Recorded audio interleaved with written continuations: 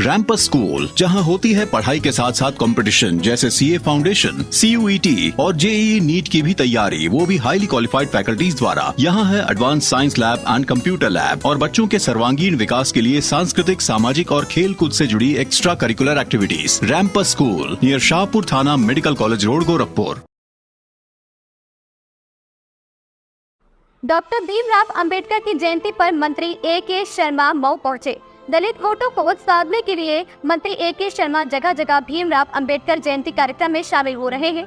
आज सुबह से ही मऊ जिले में बूथ स्तर पर डॉक्टर BR अंबेडकर को श्रद्धांजलि दी जा रही है। बीजेपी के घोषणा पत्र को लेकर मंत्री AK शर्मा ने कहा कि प्रधानमंत्री नरेंद्र मोदी ने इस घोषणा पत्र में हर वर्ग का ख्याल रखा है। महिलाओं, युवाओं, बुजुर्गों और छात्रों के लिए इस घोषणा पत्र में वह सब कुछ है जिसके लिए पूरे देश में लोगों से राय मांगी गई थी। यह घोषणा पत्र आने वाले 5 सालों में भारत के विकास का विजन है। विनय ज्ञानचंद्र की रिपोर्ट। ले जाएंगे।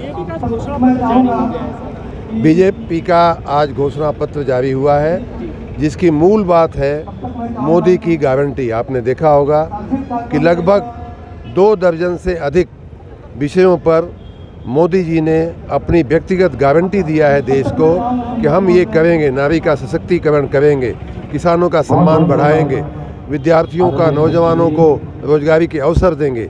इस प्रकार की अनेक ऐसी लगभग 2 दर्जन से ज़्यादा विषयों पे मोदी जी ने, प्रधानमंत्री जी ने अपनी व्यक्तिगत गारंटी देश के लोगों को, देश के मतदाताओं को, देश की जनता को दिया है। मैं उनका बहुत बहुत अभिनंदन करता हूँ।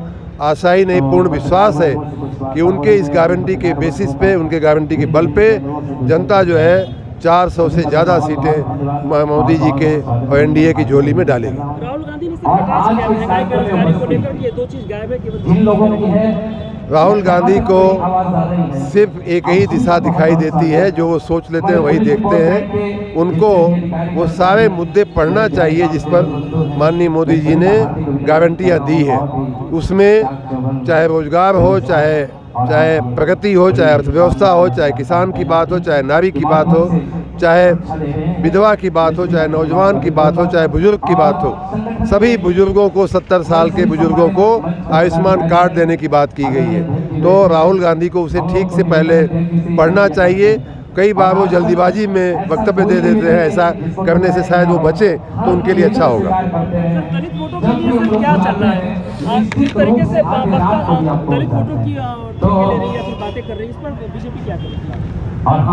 दलित वोट और दलित समाज हमारे देश का जो पिछड़ा वर्ग है, दलित वर्ग है, अनुसूचित जाति, अनुसूचित जनजाति के लोग हैं, वो माननीय मोदी जी की नीतियों से अत्यंत प्रभावित हैं। और जनता, देश की अन्य जनता की तरह ही हमारे दलित समाज के लोग, अनुसूचित जाति के लोग, अनुसूचित जनजाति के लोग, पिछड़े वर्ग के लोग पूरी मजबूती से भारतीय जनता पार्टी के साथ खड़े हैं, माननीय मोदी जी के साथ खड़े हैं।